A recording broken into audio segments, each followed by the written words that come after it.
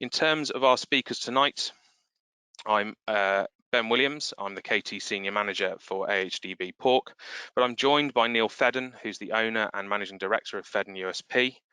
I'm also joined by Pippa Handley, who's the KE Senior Manager for Pork, and Aisha Shabnam, who is our Marcoms Executive looking after the SmartPork campaign. I'm going to start tonight by talking about why SmartPork. Why have we ended up here?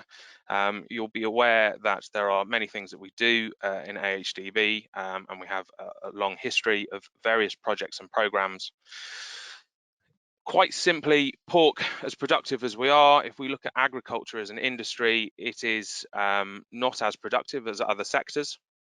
And whilst there are lots of contributory factors to that, not everybody is in agriculture to make an out-and-out profit. For some, it's a lifestyle. There is a need to continue to drive our productivity, in particular our output in terms of our labour units. And SmartPork hopes to address some of that. But really, lean management is about maximising value. And when there is a fixed value, regardless of whether this is a commodity price, and there is substantial volatility to those commodities, any management techniques or any efficiency measures are there to help. And lean aims to maximize value by minimizing waste. Anything that doesn't add direct value and can be reduced, thus minimizing the cost of production, is encouraged. And it allows as large an economic rent, arguably simply termed profit, but actually the money's left over for innovation, reinvestment, and surviving that volatility. We have some experience through programs such as Gilt Watch, cases where producers have attempted elements of lean, sometimes termed process control, in dialogue with those producers. It often relates around standardization of processes and techniques, and the evidence is fairly clear that where that process control, for want of a simple term, is utilized, it has a substantial impact. So the graph you can see on the screen here is across a period of time from 2010 up to last year, 2019. The 2010 in grey there is prior to the producer implementing elements of process control, and it's in particular concerns the farrowing rate. You'll notice that in 2010, very rarely did the producer hit the KPI of 90% that they wanted to aim for, and the volatility was substantial. Over time, they implemented process control, standardization of those groups and the treatments of those groups, and you'll see the blue line in 2018 was the most recent and pre-PERS figures that they have, and you can see that the volatility is significantly reduced. It doesn't always exceed the 90% KPI, but it does so significantly more often. And importantly, it's worth pointing out here that lean will never reduce variation totally. We work with biological organisms, and it's expected that there will be variation within the system.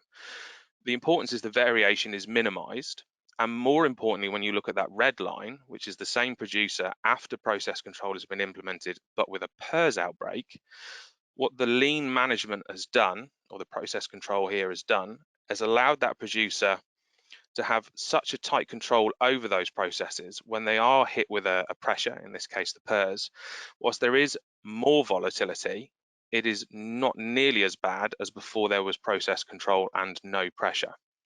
In short, lean isn't perfect, but it makes a sizable difference. The other reason we know that lean is something that we need to look at, and we know that process control is something we need to start to embed, is that we share a common market with other nations, and whether we have free access to that market or whether we have to access that through more competition, those nations that we share that trading environment with are moving along this path one way or another. So Chagos in Ireland have a very, very successful lean program in pigs and across other sectors as well. They saw returns of 18-1 over their investments. And we know that this is happening across Denmark, Sweden, Germany, and Spain. In short, the reason that we're looking at lean is it works. If we don't move forward with this and we look at best practice and resources for our producers, we'll be left behind. And that is the long and the short of why lean is important and why we've ended up with SmartPork. What I'm going to do now is I'm going to hand over to Neil Fedden. Neil Fedden is our contracted lean consultant for the SmartPork program, and he's going to run through quite how lean is going to assist. Over to you, Neil. Thanks, Ben. And firstly, good evening to everybody. Name is Neil Fedden. I run a business that specialises in lean and business improvement consultancy, looking at techniques like Six Sigma. We've been running now for about 14 years. Lean itself originated in the Japanese automotive industry, so we still do a lot of work in the automotive sector. So we work with the likes of Rolls-Royce and Ford, engineering organisations like Siemens and Bosch. But more and more, and probably increasingly so, I think people are recognising that these techniques can be used equally in any sector, in any business. And we're doing a lot of work these days in online retailers, in central governments. We've been supporting the NHS quite recently as well. So I think what people are recognising, that any business that's got a process, any business, as Ben explained, has got variation within it. You can apply these techniques to reduce the variation and improve profitability. And that's essentially what we're going to talk you through tonight. So we're going to give you a little bit about a bit more detail on lean, talk through some case studies, so where it's actually been applied and what differences it made to those particular businesses. And then we'll talk through the relevance of lean to the SmartPork program and how we're going to be using it alongside the SmartPork program. So these are the kind of where we've been supporting the AHDB, probably more in the last 2 years. We've been doing quite a bit of work with the AHDB. So we're doing a lot of work on developing a smart hort program. So similar to SmartPork, but applying it to horticulture and agricultural companies. This year, particular challenges with productivity and access to skilled labour resources. So we did a lot of work with fruit pickers, looking at what we could do to improve productivity, where this 400k saving that you can see at the top, that's where a lot of that came from, was the application of lean. And as mentioned earlier, I think what people are realising now, you can use this across a wide sector of industries. So we've been doing work with beef farms, with dairy farms and cereal producers, and now rolling it out more and more into pork production. A bit more about what lean is itself. Lean is not an acronym. A lot of people think it's an acronym and ask me what it stands for. It doesn't actually stand for anything as such.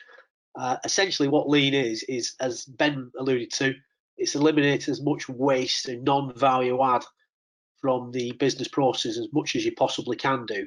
And therefore, by taking out this non-value add, which makes up a significant chunk of the business cost and business processes, what you do is you free up more capacity to do value-added activities, which is what you can ultimately charge the customer for. So the things that basically the customer are willing to pay for within the process itself.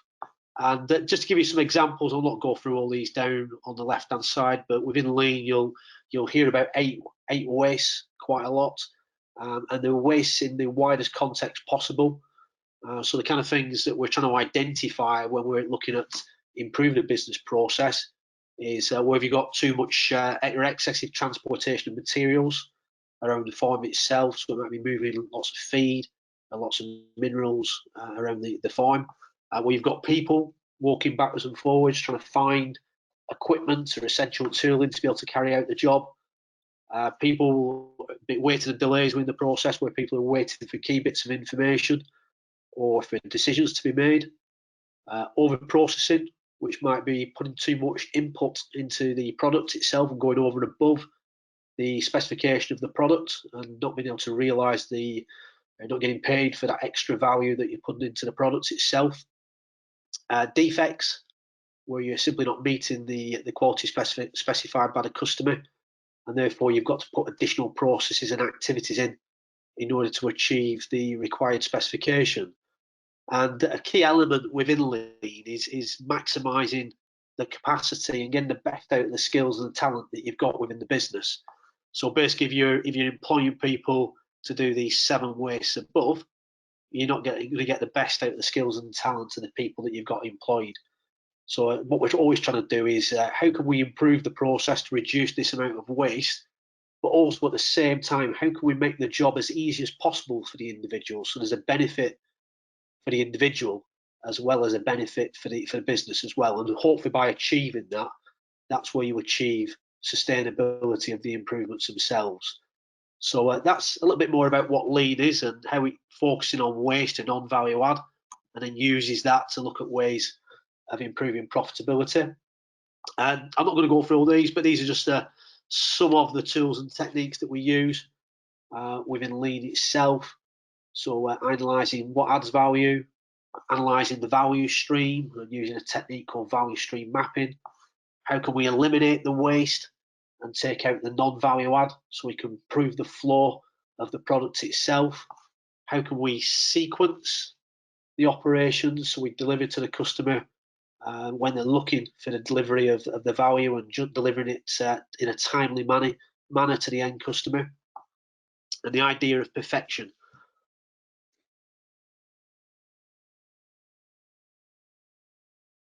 Or continuous improvement, or sometimes called marginal gains. So this is where we're looking to get lots of small incremental improvements. Again, another key element of lean is getting as many people involved as possible in analysing and challenging the processes and saying, look, we might have been doing this for the last 15 to 20 years, but is there a better way of doing it? How can we improve the process, and how can we increase the amount of marginal gain that we're getting within the process by getting everybody focused on eliminating those 8 wastes that we talked about earlier. So the SmartPork program talks through this in greater detail, and as we go through the presentation tonight, we'll talk through how we've weaved across these particular tools and techniques within the Lean toolbox into the SmartPork program.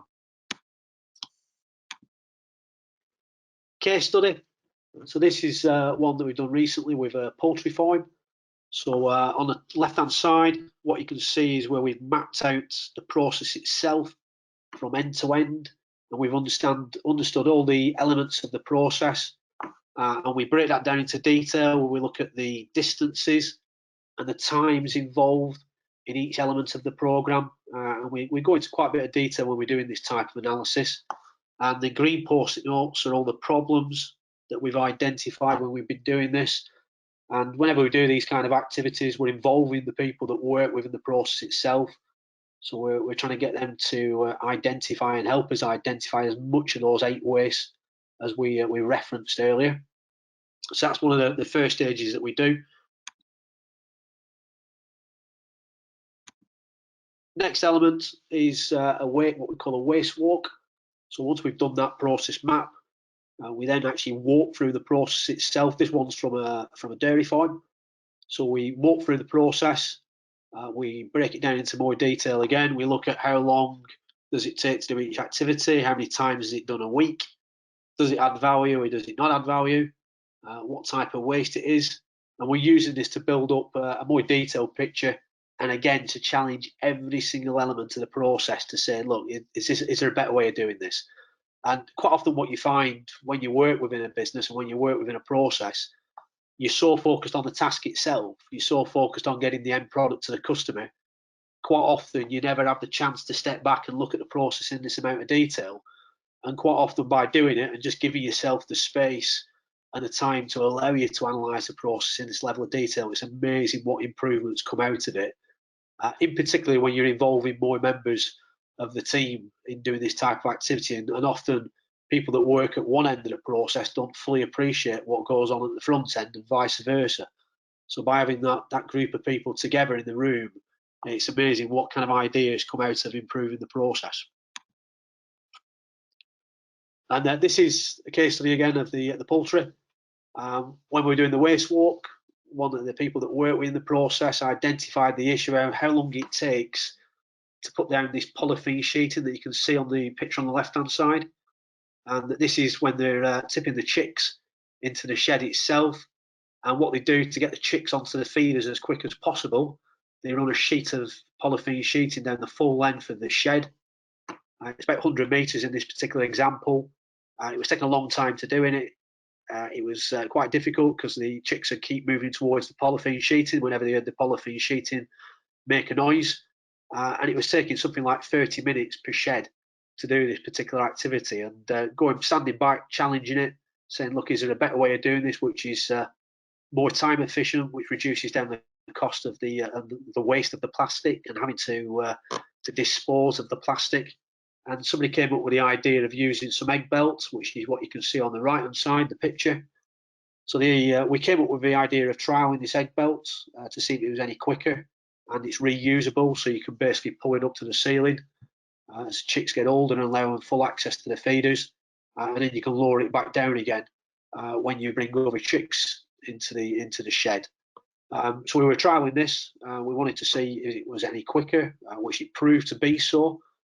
Because we wanted to check to make sure it didn't have a detrimental impact on the chicks, we took regular weight measurements of the chicks, and what we found as a byproduct was this improvement was that it actually improved the weight gain of the chicks. And what it was put down to was the improved airflow through the egg belt over the chicks, which apparently during the early days of the chick life is quite crucial, which was equating to a weight gain, which when we actually calculated, if we rolled this out across the whole business, it actually mean 200k savings in improving the weights of the chicks, and also a saving of 500 hours of extra capacity within the labour pool available for doing more value add.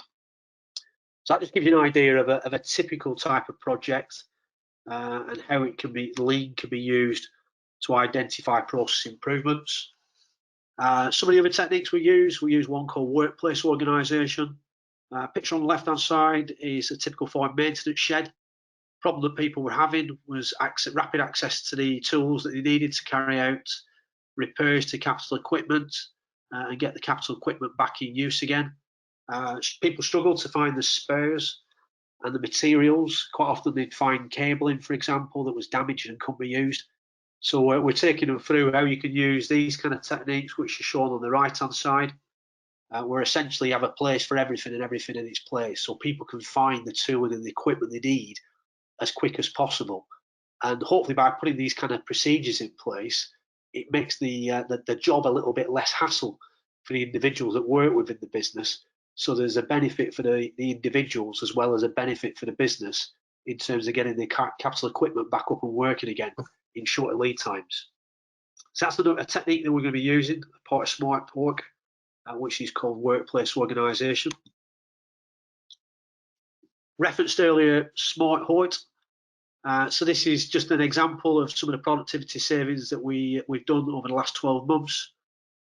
So different types of producers, from onion producers, a lot of fruit picking within that, ornamentals, and really did focus in on how can we get some short-term productivity improvements. So a lot of the improvements that we focused in on were things that generated big savings that had minimal amounts of capital investment and could be done very quickly, because there was a specific issue within that sector this year.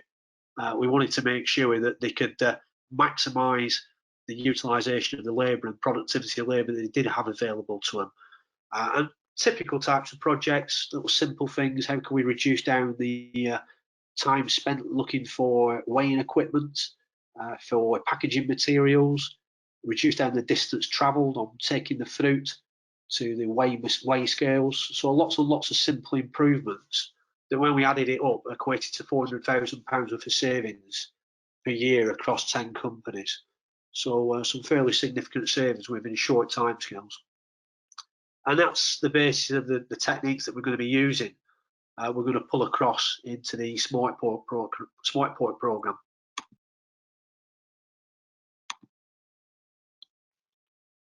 Mentioned earlier about value stream mapping. Whenever we come to do improvements within a business, rather than just diving straight in and just randomly carrying out improvements across the whole business, we use this technique called value stream mapping, whereby we can analyse the end-to-end business itself. We can then look at the key business metrics within the business and we put them onto the process map, onto the value stream map, and then we can use that then to direct us as to where we need to carry out the improvements itself. So it's a really good technique that we use with businesses to first of all visualise the end-to-end, then understand what are the key metrics and where the improvements are, their potential for improvements are, and then actually use it to direct those improvement activities. So the lean improvement activities that we do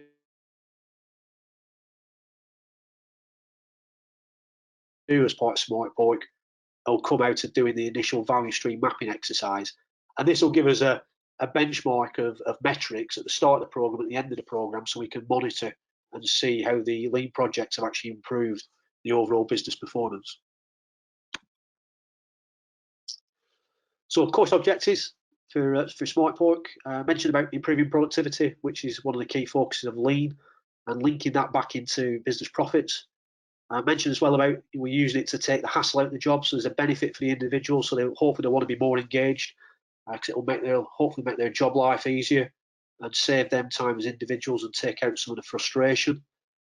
We've mapped it across to a national recognised qualification, so the participants in SmartPork will receive a qualification in lean as well, because our main objective is to make sure that people carry on these improvements afterwards. So not only do we deliver a business benefit this year, but these techniques can be ingrained within the business itself and can be used on a yearly basis. And the way we'll deliver the projects and the way we'll deliver the theory is through lots of practical demonstrations. So what we'll do throughout the course itself, it'll be a little bit of theory, but then encouraging people to go back to their own business and actually apply these techniques, and then some hands-on support as well on farm with yourselves coming into the business and supporting with those improvement techniques, so that we can make sure we deliver the business benefits that the business wants to receive from. That's a brief summary of the projects and SmartPork. So handing back to yourself, Ben. Thank you ever so much, Neil. Neil's obviously going to stay on with us and will be available for questions at the end. I'm going to hand over now to Pippa Handley, who's the KE Senior Manager for Pork, and Pippa's going to run us through quite how the SmartPork is going to be delivered on farm.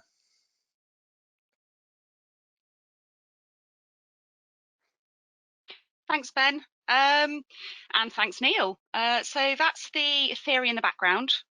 What does it translate to for the farm businesses involved in the programme itself?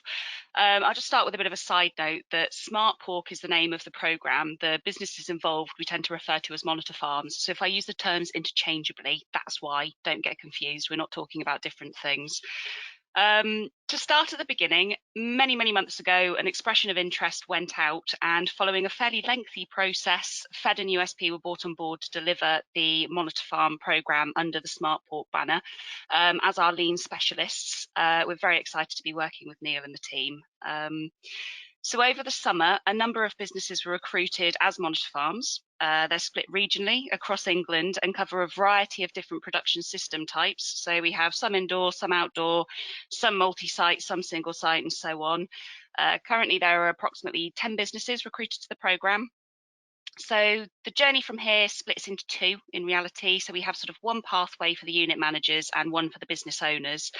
The unit manager path sort of on the left of this slide, so I'll start there. The unit managers will be invited to take part in 6 days worth of lean training, which Neil touched upon. This will be split into 3 two-day courses, with the first due to kick off in February 2021. So we were hoping to start this side of Christmas, but as with everything else this year, COVID's thrown a bit of a spanner into the works. So we are starting in spring instead. The training will equip the unit managers with the skills needed to implement on-farm changes and see through a 9-month project. There are a couple of steps that each unit manager will go through. So they'll map the production processes across the unit and carry out waste walks across specific stages of the production process. So the focus areas for the waste walks will either be gilt or weaner management, depending on the businesses that itself. So the Monitor Farm programme, we sort of see it as the next stage in evolution, following on from the Gilt Watch project and from some work we've done around hitting 8 kilo weaning weight averages. We're keen to take the learnings that we have from those historical projects and combine them with this continuous improvement approach to really optimise outputs. Once waste areas have been identified, an on-farm 9-month improvement project, which will be fully supported by Neil and his team, will be carried out. So this will include monthly management meetings to discuss progress and troubleshoot. Again, Neil touched upon that additional support.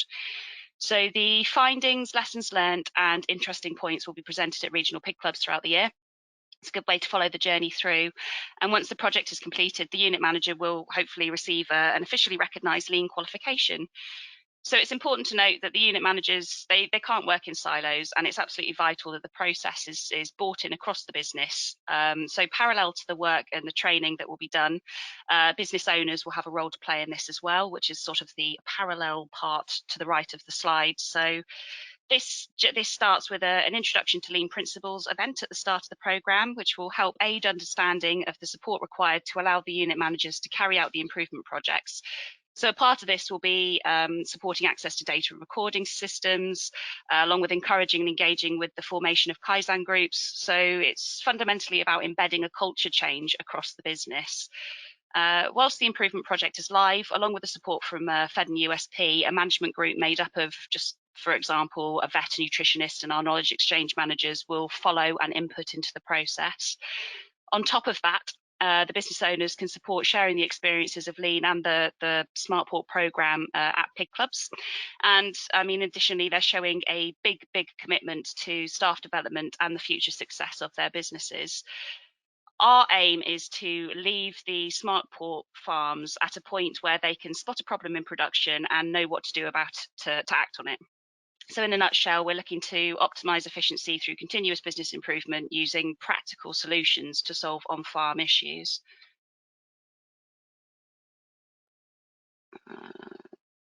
Next slide, please. So that's what the business and Neil's team will be doing. How are we as AHDB involved? So there are lots of lovely mugshots on the screen in front of you. Each of them's involved in the project in some way, shape or form. So the knowledge transfer team will be working to ensure useful tools and resources are available as the programme develops. The relationship managers will be raising awareness and profile with the hope of a second set of monitor farms coming on board once this cohort graduates. Myself and Ben have been heavily involved in the conception and implementation of this programme and will continue to evaluate and refine it as the journey goes on over the next year. But perhaps most significantly, we have the regional knowledge exchange managers who will be working directly with the farm businesses to embed the learnings from the training, support the management groups and share their technical expertise and experience in order to really get the most value out of these improvement projects. So they'll be working alongside Neil's team and the businesses to make sure everything runs as smoothly as possible. So to that end, if anyone would like to know a bit more about any of this, then the regional KEM is a good place to start. So just to highlight that, that's Andrew Palmer in the east, that's Pat Lowton in the south and central, and Emily Boyce in the north. So if anyone, now that we know all this work is going on, I'm sure that people will be interested to know how to get involved. And for that, I'm going to hand over to Aisha. So Aisha is part of the Pork Marcoms team and key to getting SmartPork messaging out there. So on that, I'd like to hand over to Aisha.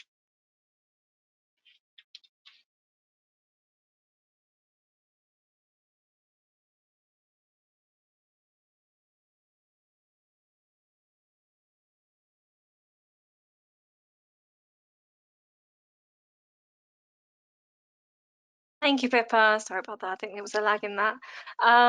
Yeah, no, that was. Thank you for that introduction. So now that you've been introduced to SmartPork, I guess it's my time to sort of share some of the ways in how you can get involved. So you can start to look at how you can implement lean management into your business, and I suppose introduce new and innovative ways to improve business efficiency.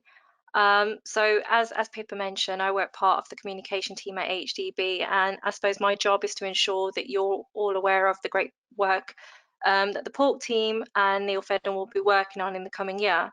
But I guess most importantly, how you can get involved in SmartPork. So, Ben, can I have the next slide, please? Thank you. So initially, we'll have the SmartPork hub. So this is first of all the go-to place if you wanted any information related to the SmartPork project, anything that Neil is working on, or our KE or KT team. So as you may have come across our website already, we've created a dedicated space for SmartPork specifically. And this is a space for us to showcase all the tools, the knowledge library documents, any guidance, possibly templates, videos, webinars, and even case studies and news all around lean and innovation within Pork. We've even included a section of where we wanted to sort of elaborate all the cool innovative things that people are doing outside of AHDB. So there's a really, well, we're planning to grow an extensive list of external articles of video showcasing lean in practice. So do please treat this as a tool and explore the content we have on there. Next slide, please. Thank you. So just to break down the hub a little bit to the next level, just to give you a kickstart, the SmartPork Hub is a growing library of lean tools and resources. But what does that actually mean? So I guess putting that into context, we have broken the hub into two segments. First being the lean management side. So this is something that you've been introduced by Neil, and by Pippa and by Ben. This breakdowns elements of lean, such as what is lean management, how can SmartPork benefit your business. We've also included sort of like real life eupig lean case study, so something that Ben mentioned earlier, but I guess there's a article on there which breaks down the nitty-gritty details of how the producer adopted lean and what that meant for him financially. We also include a breakdown of the 5 principles of lean, so again it's a little bit more in detail of lean, and that's also explained by Neil in his previous slide. And finally we have a breakdown of the tools, such as explaining the waste of lean. So there's a lot of stuff on there, so do take the chance of having a look at what that all means and you know, digesting the information. The second segment of the SmartPork Hub will look at innovation and data capture. So at this moment in time, it's a growing area, but you may already know this. It's familiar with it. You may be familiar with Precision Pig. So part of our wider campaign, it sits under Farm Excellence as well. So I guess this is the area where you'll be exploring. Well, we'll be exploring the importance of capturing data and how to do this in an efficient, reliable, and consistent method, which works very much in line with how lean management works. Next slide, please. Thank you. So, as you know, due to coronavirus and the limitation this brings, we have a growing back catalogue of webinars and podcasts. So this is another way to get involved or to share your, you know, any insight that you have as well. We do welcome case studies, producers to actually take the platform and kind of share some of their ideas.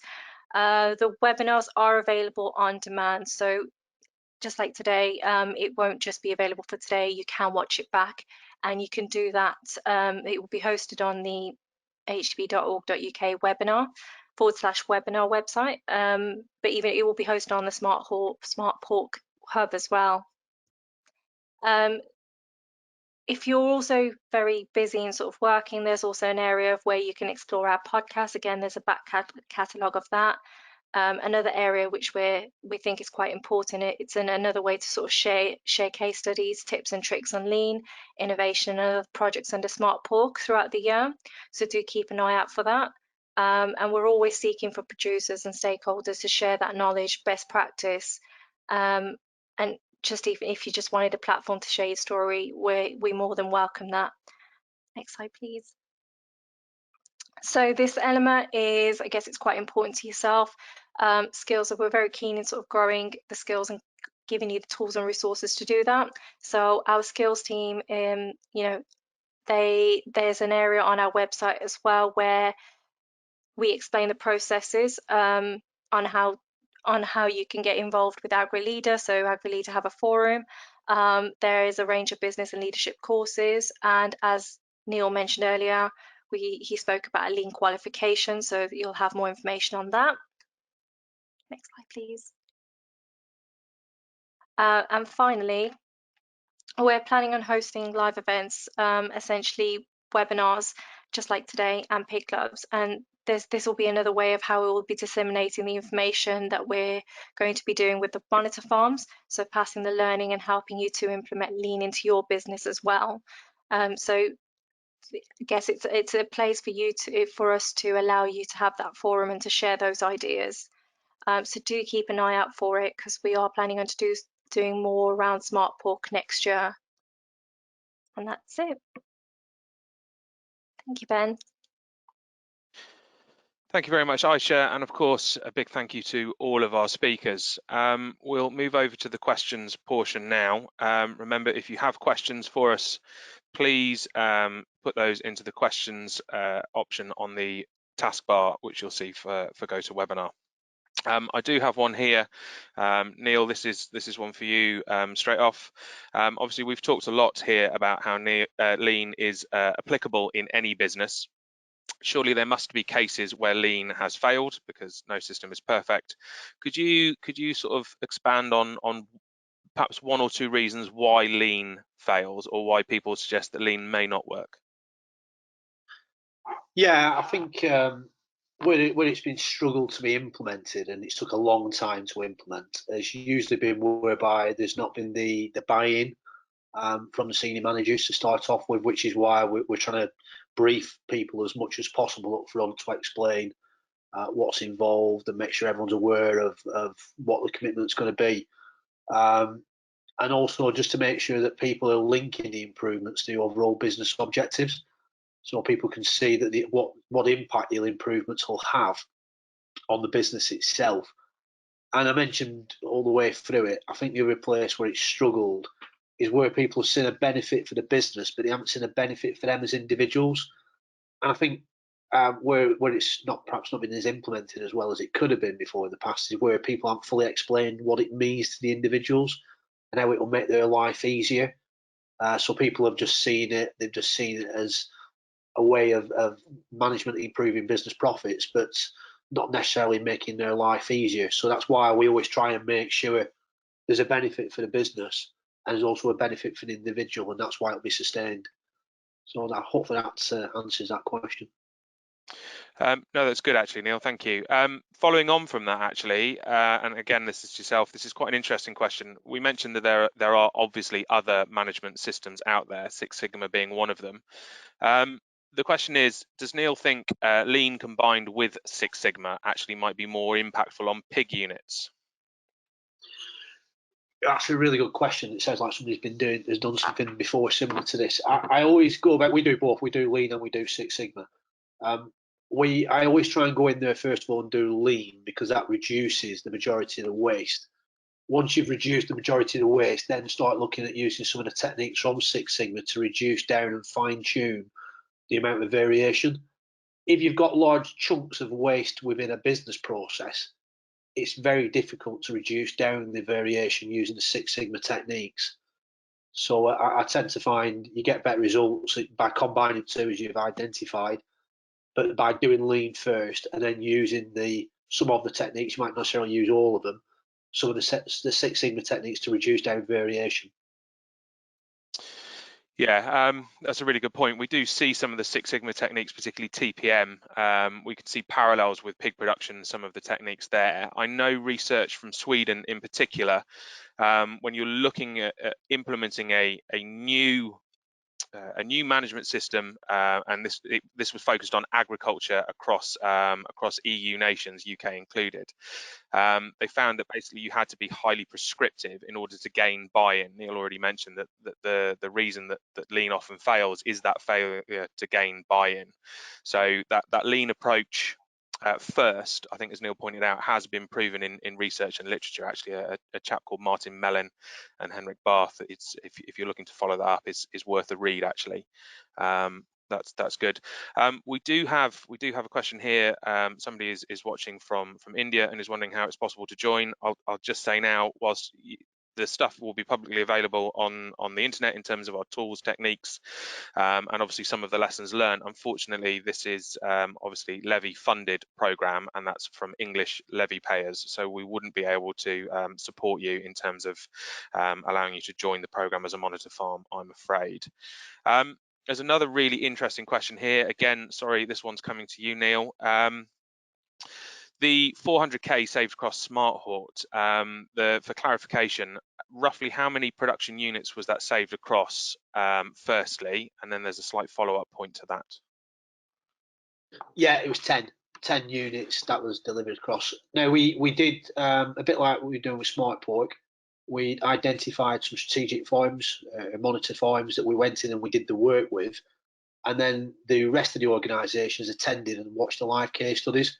So it was a fairly light touch programme compared to SmartPork, but it was generated across 10 companies. Yeah, so the calculation was a return on investment of roughly 12 to 1 over the total cost of SmartPork for context. Neil, I don't know if you'll know this, but this is one we can look at and possibly get the answer back to. Do we know roughly what this was as a percentage of those businesses in terms of a percentage of the existing earnings before interest, tax, depreciation, and amortization? Sorry, I didn't pronounce that properly. Amortization. No, and I suppose what that alludes to is, do the savings correlate to the size of the business? Yes. Yeah, and to be honest, whenever we pick out the first initial projects, we tend to just focus in on one bit of the business and do one small part of the business, merely so that you can get some quite quick traction to generate some improvements, but also so you don't expose the whole business to any business risk. So regardless of the size of the business, so even if we go into a very, very big business, we'll still only pick the same scope and size of project to start off with, so that we can get traction very, very quickly. So the savings themselves, obviously a big business where you can roll the savings out across, are going to generate bigger savings than a smaller business that hasn't got quite the same scale. But still, we start off with a small, similar types of projects to start off with, so we can get that traction. Brilliant, thank you. That's a good clarification.